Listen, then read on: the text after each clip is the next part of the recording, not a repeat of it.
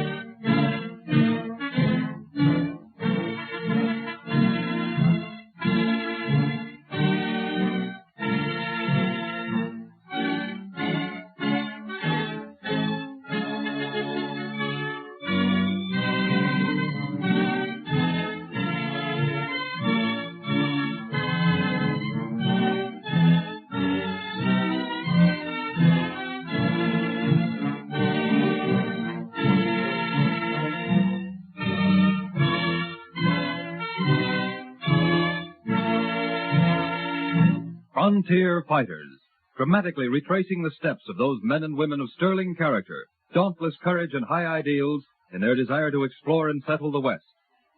In 1866, the 5 civilized tribes signed treaties with the government. Scarcely had this momentous event been celebrated than both United States citizens and certain members of Congress began to clamor that some of the lands of the Indian Territory be open to white settlement. In that same year, 1866, there arrived in Washington representatives of the 5 civilized tribes to lay before the Great White Father their Bill of Wrongs. Said their spokesman to President Andrew Johnson, "Oh, Great White Father, soon the red men in Oklahoma will be as clouds before the winds of the storm, driven into the cavern of the setting sun. They will be seen no more because of the white man's greed. The white brother is a hungry brother, and he would swallow up all the lands of the earth. The red man of the 5 civilized tribes hold their lands in common. So it has always been. Now the white man says, give chief, warrior, squaw, and papoose a farm for the red man, he who once owned all the earth." No such bill has as yet been proposed to the Congress. "That time, too, will come, Great White Father. But our treaty says that the red man shall have his land to hold as long as the grass grows and the water flows." If that is the treaty which we all signed in honor, so it shall be. Except for grants of land to the railroads, which must pass through all the country, the 5 civilized tribes shall be free to roam from one end of the Indian Territory to the other. "Has the Great White Father spoken in truth?" I have spoken in truth, and my word is good. "Then so shall it be, until the end of time." And so it was, but only until the end of Johnson's administration. For in the years following the Civil War, the cry was indeed westward ho! The trail of the farmer and cattleman was through Nebraska, Kansas, and Texas, and he looked with hungry eyes on Oklahoma. As the years rolled on, the clamor became louder. There were hundreds against opening up the Indian Territory in Oklahoma, but thousands for it. Chief among those for such a project, strangely enough, was a leader of the Cherokee Nation, E.C. Boudinot. In 1878, during a stormy session of Congress, he appeared before a crowded gallery to introduce his bill. Order!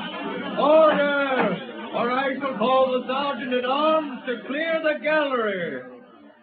The chair continues to recognize Mr. E.C. Boudinot. Thank you. My bill proposes that we immediately begin to bargain with the Indians to take a farm and sell the rest of his land for settlement to the whites. Sir, you're a traitor to your own people.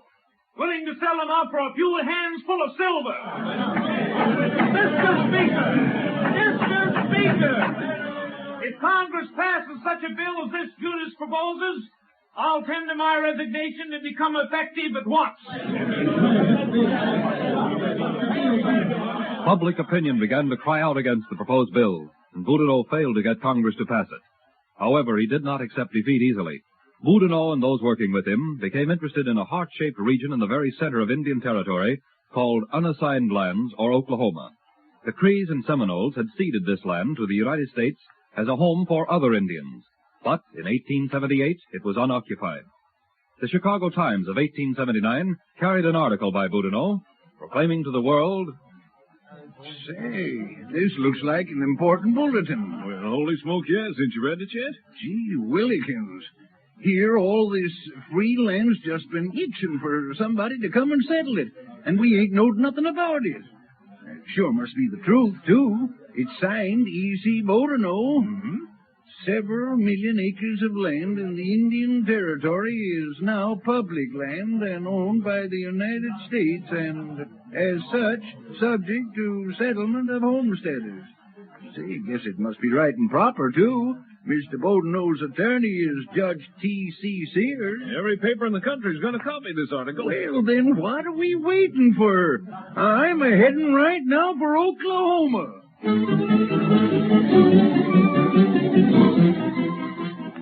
Boudinot's article was copied by newspapers all over the country. A rush to Oklahoma fever took hold of the entire West. Parties of homesteaders under both Boudinot and Colonel C.C. Carpenter crossed the boundary line into Indian Territory. However, the government of the United States acted at once. Said the Secretary of the Interior to President Hayes, Well, Mr. President, it's happened. And I'm afraid there's going to be plenty of trouble in the Indian Territory. Act quickly then, Mr. Secretary. We'll issue a proclamation warning the people to keep out. Do you think they will keep out, Mr. President? They must. It is my intention to notify the War Department to send troops under General Pope to stop the invasion. And if the homesteaders refuse to leave the territory? Then they will be attempting to defy the authority of the federal government, Mr. Secretary of the Interior. And by so doing, they must suffer the consequences.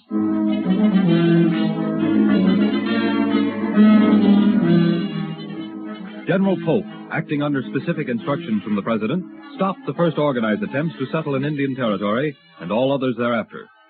Suddenly, the unassigned strip of land known as Oklahoma, through nationwide publicity, took on a significant and dramatic importance in the eyes of the people. Each year, more and more immigrants began to believe that Oklahoma should be open to settlement. A leader of this faction was David L. Payne, and early in 1880 he organized an expedition to settle the Oklahoma lands. He gathered a great colony at Arkansas City. The expedition consisted of 325 wagons and 600 men, women, and children. They moved slowly along the Kansas boundary line toward Hunawell, followed closely by troops under Colonel Coppinger. On Sunday, December 12th, the colonists remained in camp, and directly after the conclusion of the sermon, And the Lord commanded unto Moses, Go forth and possess the promised land. And in his name do we now go forth. Amen. Look! Here comes the rider! He's in uniform! That means the soldiers are coming! The soldiers! Have no fear. They will not molest us, nor break the Sabbath.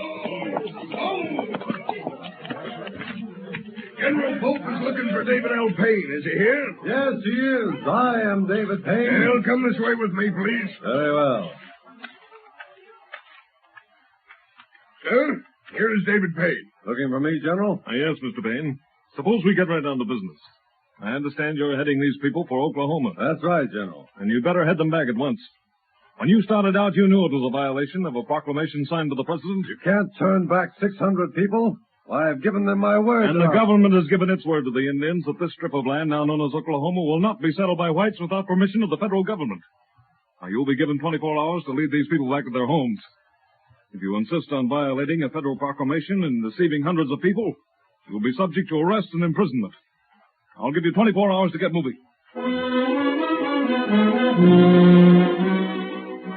for almost 5 years, Payne tried every trick he could think of to get colonists into Oklahoma, but each time he was driven out by the soldiers.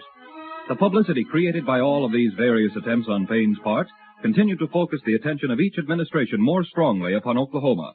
Finally, Congress decided that the time was ripe to begin negotiations with the Crees for this strip of land. The Springer Bill, introduced into Congress, provided that the Oklahoma lands should be open to white settlement. The Indians were to receive $1,912,942. Of this amount, $1.5 million to be left with the United States on interest, and the remainder paid in cash. On March 23, 1889, President Benjamin Harrison issued a proclamation. And let it therefore be known to all citizens of the United States that Oklahoma lands shall be open to settlement in 30 days or at noon, April 22nd, 1889. Benjamin Harrison.